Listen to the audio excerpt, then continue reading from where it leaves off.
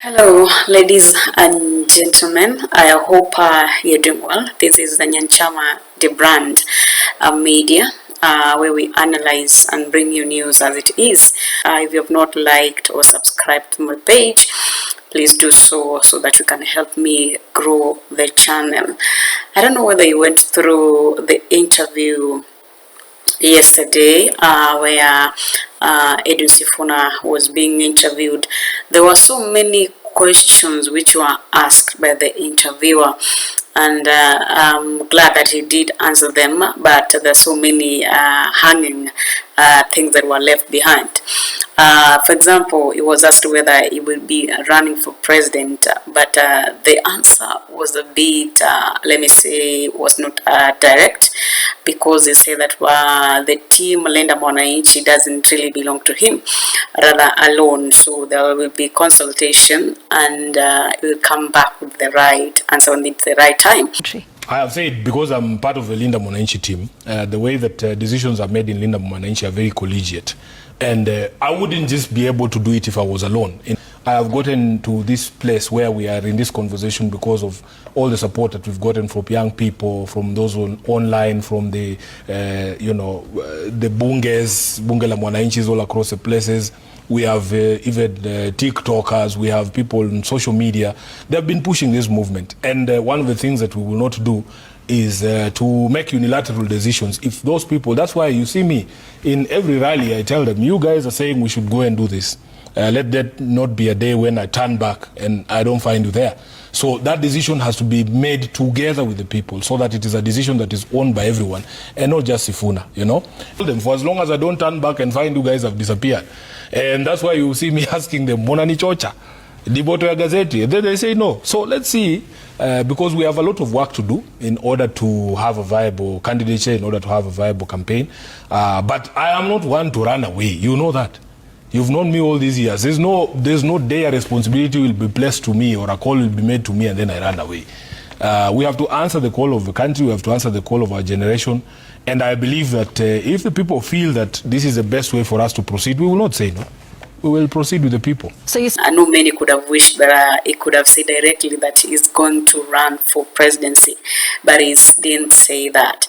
Among the other things that were asked there is how he has been planning to, how he has planned to do development in the country. And it was one of the questions that was asked by one of the viewers who was viewing throughout the program. The question was debt to GDP ratio 67%, and there's an including pending bill, and the effect of PPP, which are both disguised debt. The real ratio is over 7%, and it's not enough to save voters because the other guys are bad. And the question was, do they have an economic blueprint for the country, or have they at least started thinking about it? And the answer was, we are having a meeting with a team of experts in different things because we have narrowed down some of the main concerns that Kenyans have to fixing healthcare, the education system, to be able to give an environment or provide an environment where there can be investment and therefore creation of jobs across multiple sectors, and also how we are able to manage debt and government expenditure going forward. So we will have a blueprint, which we are calling a platform, that we will offer to Kenyans. And it is going to be a product of proper thinking. It's not just something you wake up and do. Secondly, I think he missed a bit where we said we acknowledge that there could be knowledge gaps. Because as you know, I am a lawyer, yes? And I am more, adept at discussing these conversations that we had in the beginning. But I recognize that Kenya has talent. I mean, there's people in this country, if given opportunity, they can actually offer us a way out of our debt situation. If you speak to many people, because we have completely subdued meritocracy, you find people working or reporting to people who are essentially non-starters in their specific areas. Like you have somebody who's a proper economist reporting to some guy because that guy is from the president's tribe, and they are unable to work in the ministries, you know. So we believe that if we inject this oxygen of meritocracy back into public service, we will get ideas, because people have dealt with these issues in other spaces. And this is the kind of answer that he gave. He said that he doesn't know all, but he will consult with others that he was planning to ask. You know, it has been a very long time that in politics, many leaders, when asked this kind of questions, they could rather, you know, try to explain and say that it's like Mr. Know-it-all.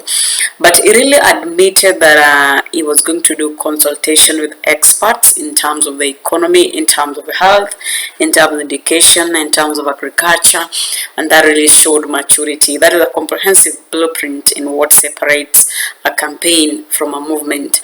And it's done right, and this becomes the context of Kenyans, and this is a leadership. And if you continue following up the way he was answering the questions, also the issue of working up with Rigathi Gachagua also came up, and he was able to say that he could work with him as long as he had the same, you know, thought of removing President William Ruto from the government.